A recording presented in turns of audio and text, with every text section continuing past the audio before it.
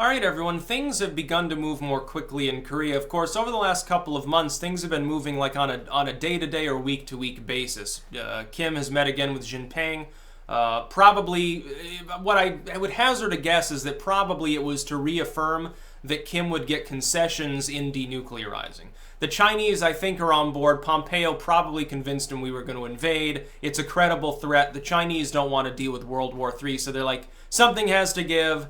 Obviously, we have hundreds of nuclear weapons and a huge military and economy. The U.S. is our largest trading partner. We're not so worried about getting invaded by Uncle Sam as maybe in the 50s or 60s. So we probably don't need North Korea as a buffer state anyway, and it's becoming a diplomatic nightmare, so, it's just dead weight economically. They want to go pursue their ambitions in East Africa and in Vietnam and places like that, and partnerships with Pakistan and Russia. So that's what I think is going on. Here's the thing. South Korea has stopped its propaganda broadcasts of the North Koreans.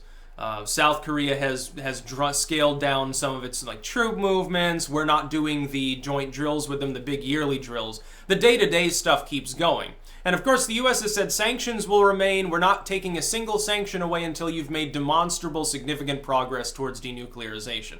It'll take a little bit of time, though, over the next month or so. The timeline is probably pre-midterms. What I expect to happen is that at some point they'll declare their stocks and allow inspectors. That'll be their pre-midterm sort of exposure. It'll be big news. Trump will probably go to Pyongyang and or Kim to D.C. That'll be an enormous thing, and that's probably when the announcement will be made. That would be a good concrete step. Some sanctions should be relieved immediately if that happens. If U.S. and world inspectors are allowed to view their stocks, search around, see what's actually there, how many weapons are there, how much would it cost to dispose of them, what kind of deal can be made, and Trump, he'll probably be like, hey, we'll buy the H-bombs, we'll use them for energy production, or we'll set them off we'll set them off in space just to frighten the aliens away, says Donald Trump. No, but South Korea wants a tit-for-tat now. Now they've asked North Korea to please move some of their artillery away from the DMZ. We will see if that actually happens. That might be a little more iffy, because the thing is that artillery is the first line of defense, the guarantor of non-invasion. Now, if North Korea already has China, and Pompeo's made it clear what our intentions are, that might happen, and it would be, again, it'd be part of that Shakespeare thing. If it happens, it basically proves Pompeo has already used the Kissinger strategy successfully against Kim Jong-un. I'll just say that. But I think what's happening in Korea is a very good thing, because remember, up until late 2017, things moved on a scale of years. Like some minor slight would occur. Remember that joint operation they have on the north side of the border? It's sort of a cooperative area, economic. I can't remember what it's called, the Kaijian complex or something. They closed it down over some minor scuffle over, I think a shell of artillery landed in the wrong place, and they closed it down. They said basically, we're going to nuke the world. They had their nuclear backpackers marching through the streets of Pyongyang, and they're like, oh, we will burn the imperialists. Japan will be a smoldering crater. And it stretched on like things didn't fully heal for over a year when that happened. That was some years ago.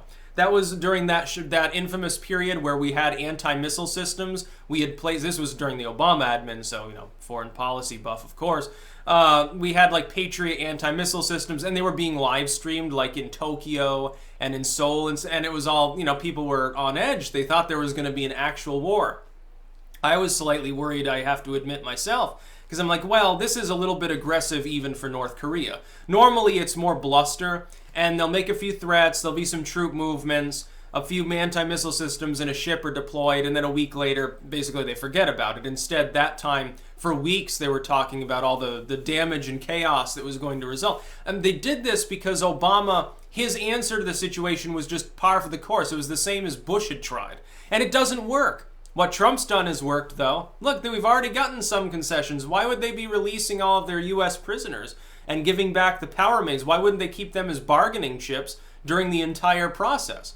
They hadn't gotten anything. All they got was a summit where they had no guarantee of success. And yet they still ended up giving up things. And then Trump's like, yeah, we'll stop the joint drills. And after getting 3 or 4 major concessions from North Korea, the propagandist media here had the gall to say that Trump came away having lost at the summit. It's like, you're full of shit. You know that no one's going to, even the liberals aren't going to take that seriously.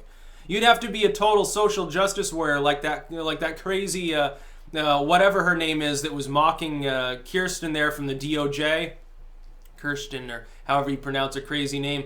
And it looks exactly like the liberal meme there, like the gooey-eyed, like glasses without lenses girl from the liberal meme. It looks almost identical, other than her eyebrows are 10 times thicker than any other human being's ever. It's like Groucho Marx or something.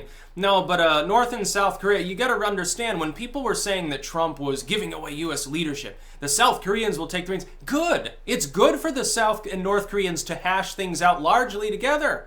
They're the Koreans. They're the ones that belong on the peninsula in the first place. They're the people who collectively populate Korea, which could be reunified. There could be a peace treaty. They could move forward, become one nation again. It'd be wonderful. It probably won't happen for, many, many years, but there could be a formal end to the war. If the artillery is withdrawn and South Korea withdraws some of its troops and we draw down our troops, yes, they could probably file off a peace treaty. If a peace treaty is signed, it almost doesn't matter if there's denuclearization. This is actually a symbol, to me, that they're focused on denuclearize instead of reunify. That reunification is actually unlikely, at least for Kim Jong-un's lifetime. Which is maybe sad, but I mean, if you have a peace treaty and people can start moving back and forth, it really doesn't matter now, does it? Elements of each culture will seep into one another and they'll conjoin anyway. It won't even matter if it's formal. Eventually it'll just be Korea. Even if it's only, in spirit or in culture, it won't really matter. It'd be a normalized relationship. If North Korea is no longer on a war footing with South Korea, we don't need to have troops there. They're not going to invade. There's no reason to have any troops in the Korean Peninsula. It's not like they're suddenly, the Chinese, I think, at this point understand that would be basically the end of their dominance in Asian politics. They'd get knocked back to the Stone Age by their neighbors. They'd be universally condemned if they didn't constrain North Korea. They're the ones that guarantored them. They're the ones that propped them up during every sanction. They're going to be seen as responsible. Jinping knows better than that. Trump knows how to deal with Jinping. They're capable of having a decent relationship. All Obama did was get along with Angela Merkel and, Hollande. Big difference in diplomacy. Boardroom helps you more than being a left-wing activist that works with bomb-throwing anarchists, I guess, when you're trying to deal with the Chinese or people in Korea. Probably because more lawful society maybe than a bunch of soccer hooligans. I'm just going to put that out there. It's kind of a joke, but you know what I mean.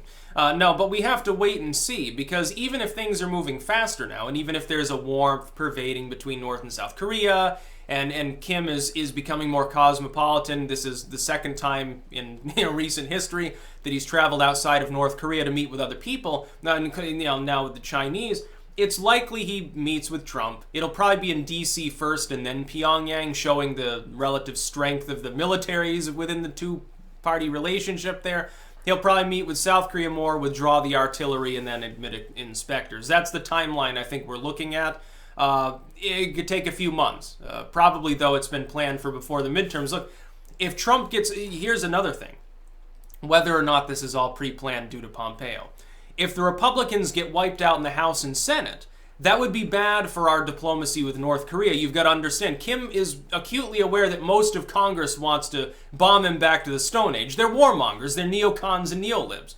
So it behooves him to make a lot of progress before the midterms, propping up Trump and the Republicans that are pro-Trump, because they're the ones primarily that have wiped out their anti-Trump adversaries during the primaries that we've been having. Yeah, it's like 2-1 pro-Trump. That's a pretty good symbol of where the fucking party's going. It's going in a populist and more laissez-faire moral direction, as opposed to back towards Pat Robertson, Evangelo Condom, or John McCain land. It's probably a good thing for diplomacy, generally speaking.